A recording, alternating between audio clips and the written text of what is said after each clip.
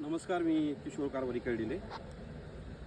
मी यावर्षी गुलाबाची शेतीची लागवड करतोय. जवळजवळ पाऊण एकर क्षेत्रामध्ये ही लागवड आहे. साधारणतः 3000 झाडे मी या ठिकाणी लागवड करतोय. बोडेक्स नावाची व्हरायटी आहे, तिची लागवड या ठिकाणी मी चालू करतो यावर्षी. आणि याची सुरुवात अशी केली, सुरुवातीला मी साधारणतः 6 फुटावर बेड पाडले. तर एक बेड साधारणतः 1.25-2 फुटाचा एक बेड आहे. आणि त्याची लागवड तुम्ही पहा, समोरासमोर लागवड आहे. साधारणतः हे 1 फुटाचं अंतर आहे, 1 ते 1.25 फुटाचं. आणि सरळ एका लाईनमध्ये 1.5 फुटाचं अंतर आहे. असे टोटल 170 फुटाचे 13 बेड आहे. साधारणतः 3000पर्यंत लागवड होईल.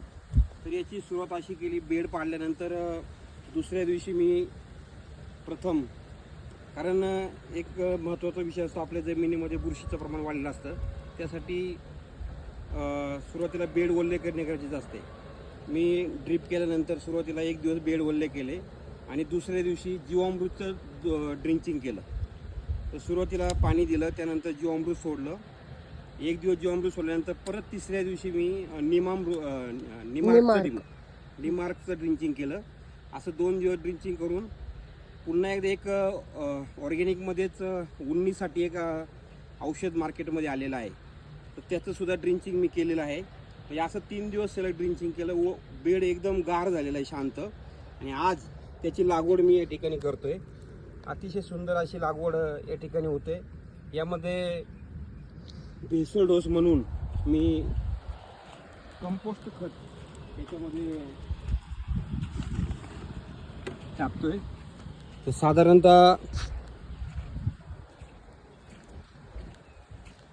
एका बेडमध्ये अंदाजे थोडंसंच लागतं त्याला, एवढं काही मापानुसार टाकावं असं काही नाही, पण थोडंसंच खत यामध्ये टाकून, कारण याच्यामध्ये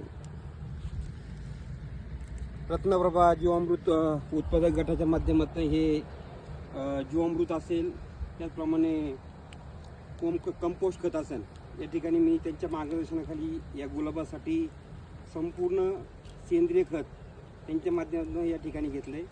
आणि मला 100% आशा आहे की मी जो गुलाब लावतोय तो गुलाब नक्कीच मला चांगल्या प्रकारे, मला या संपूर्ण पाऊण एकरातनं डेली जवळजवळ 50 किलो गुलाबाची अपेक्षा आहे. त्याच्यापेक्षा प्लस 100% जाईल ही अपेक्षा या ठिकाणी आहे. आणि यापुढे 10,000 गुलाबापर्यंत